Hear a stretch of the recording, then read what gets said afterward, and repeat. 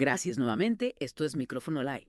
En la noche de hoy nos adentramos en un relato escalofriante, un relato que ha cautivado a México durante décadas, el caso Cañitas. Puede que creas que ya conoces esta historia, pero te aseguro que vamos a descubrir capas que nunca has considerado. Prepárense, porque esta historia tiene todos los ingredientes de una auténtica pesadilla: tablas de Ouija, figuras sombrías, muertes misteriosas y una casa que parece respirar maldad. Lo que me parece realmente inquietante de este caso es cómo ha permeado la cultura mexicana.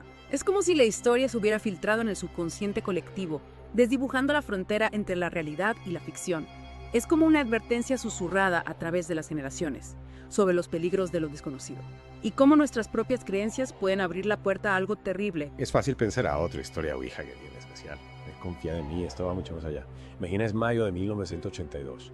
Un grupo de amigos en una casa aparentemente normal en la calle Cañitas, Ciudad de México, deciden usar una Ouija para contactar con el espíritu del exnovio de Norma. Falleció en un accidente, hasta ahí todo normal, ¿no?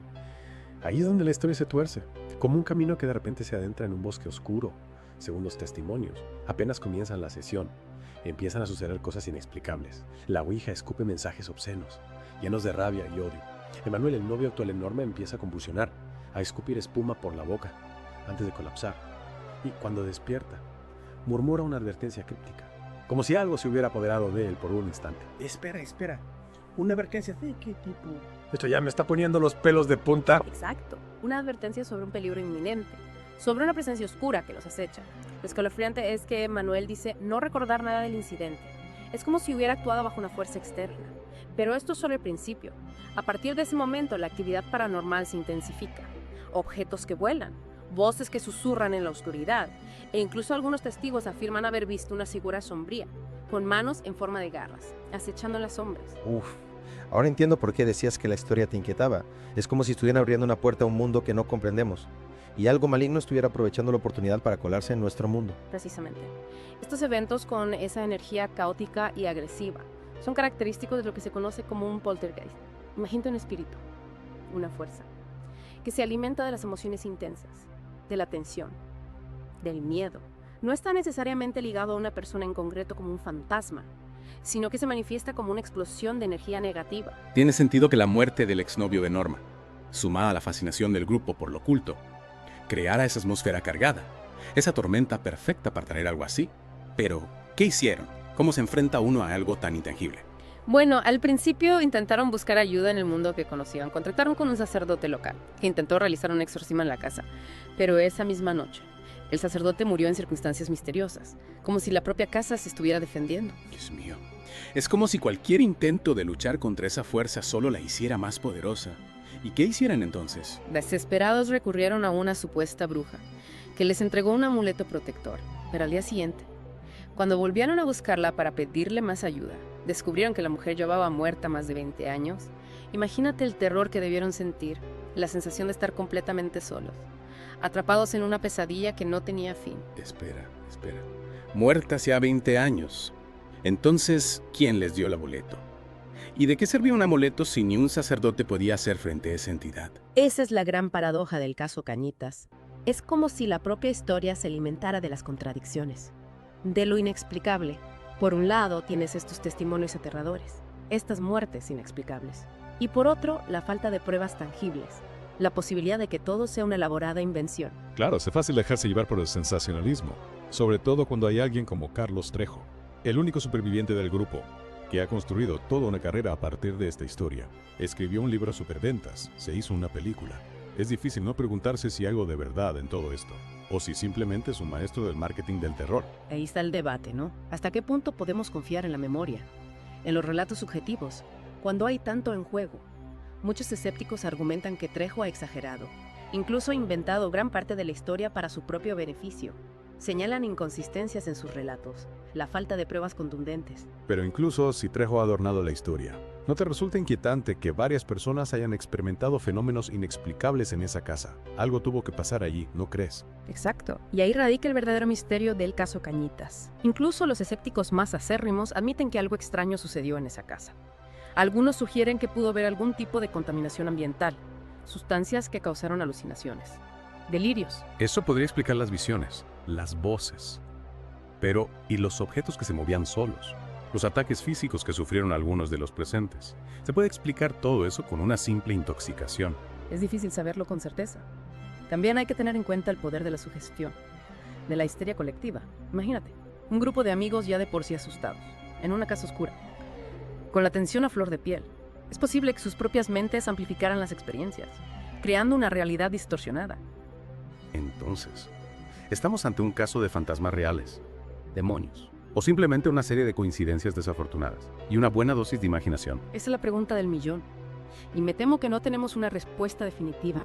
Pero volviendo a Trejo, él no solo afirma que la casa está construida sobre un antiguo cementerio, sino que también habla de actividad satánica en la zona. ¿Hay algo de verdad en eso? ¿O es solo otra de sus estratagemas para vender más libros? Según Trejo, varios vecinos reportaron haber visto rituales extraños, símbolos satánicos cerca de la casa. Además, algunos investigadores paranormales que visitaron la casa dicen haber sentido una presencia maligna muy poderosa. Incluso la describen como demoníaca. Esto ya parece una película de terror. Pero, ¿hay alguna prueba que respalde estas afirmaciones? ¿O son solo habladurías? Bueno, ahí entramos en un terreno pantanoso. Por un lado tenemos los testimonios, las experiencias subjetivas, que pueden ser fácilmente manipuladas, distorsionadas. Y por otro, la falta de pruebas tangibles, objetivas. Es como si la propia casa se negara a revelar sus secretos, dejándonos solo con fragmentos de una historia que nunca podremos completar del todo. Es fascinante y aterrador al mismo tiempo. Pero, ¿qué hay de la bruja que les dio el amuleto? ¿Es eso cierto o solo otra parte del mito? Esa parte de la historia es especialmente intrigante. Según Trejo, después de la muerte del sacerdote, el grupo, desesperado por encontrar ayuda, buscó a una bruja local.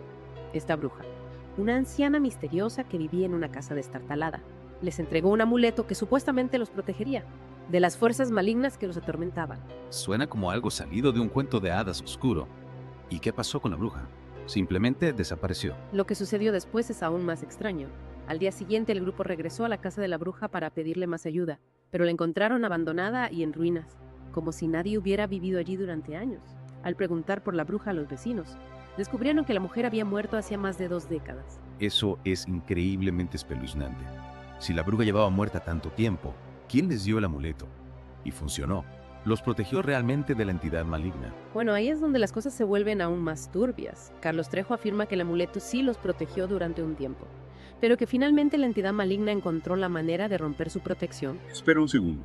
Estás diciendo que incluso con un amuleto protector, la entidad todavía los perseguía. ¿Cómo es posible? Esa es una de las grandes preguntas sin respuesta del caso Cañitas.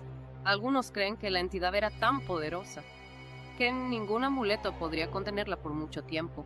Otros sugieren que el propio amuleto podría haber sido maldito, atrayendo aún más energía negativa hacia el grupo. Vales, estoy oficialmente con escalofríos. Si el amuleto no funcionó, ¿qué pasó con los demás miembros del grupo? ¿Lograron escapar de la casa maldita? Esa es la parte más trágica de esta historia. De las 7 personas que participaron en la sesión de Ouija, 4 murieron en circunstancias misteriosas. 4. ¿Pero cómo? ¿Qué les pasó? Es horrible. Las causas de muerte varían, pero todas están envueltas en un halo de misterio. Algunos informes mencionan enfermedades repentinas e inexplicables, mientras que otros hablan de accidentes extraños. Lo escalofriante es que 2 personas más, que no estaban presentes en la sesión inicial, pero que intentaron ayudar al grupo, también murieron en accidentes de tráfico, camino a la casa. 6 personas. Es como si la propia casa extendiera su influencia más allá de sus muros, como si quisiera cobrarse un precio por la osadía de intentar desafiarla. Y por supuesto, la muerte de la esposa de Carlos Trejo, después del nacimiento de su hija, aunque no está directamente relacionada con la casa, también ha alimentado las especulaciones sobre una posible maldición. Es difícil no ver un patrón en todo esto. Pero ¿qué hay de Carlos Trejo? Si todo esto es cierto, ¿cómo sobrevivió a todo esto? Trejo afirma que su conocimiento del ocultismo y su capacidad para comunicarse con entidades espirituales le permitieron protegerse de la entidad maligna.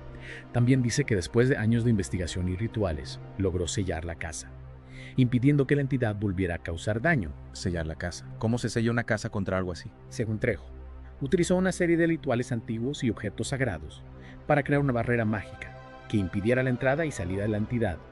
Es como si hubiera construido una prisión espiritual para contener la oscuridad. Suena a una batalla épica entre el bien y el mal. Pero incluso si Trejo logró sellar la casa, ¿significa eso que la entidad está realmente derrotada? Es una pregunta que solo el tiempo podrá responder. Lo cierto es que el caso Cañitas ha dejado una marca indeleble en la psique mexicana. Más allá de las discusiones sobre su veracidad, la historia nos recuerda el poder de lo desconocido.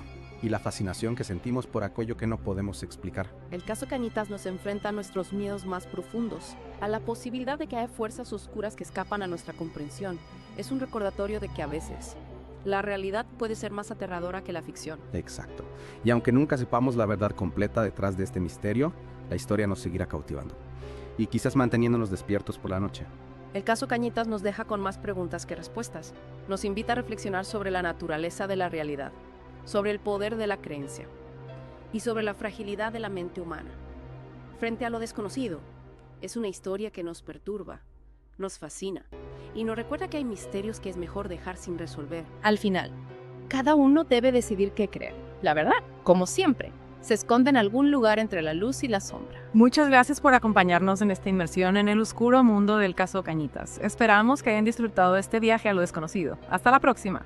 Y que la curiosidad no les robe el sueño.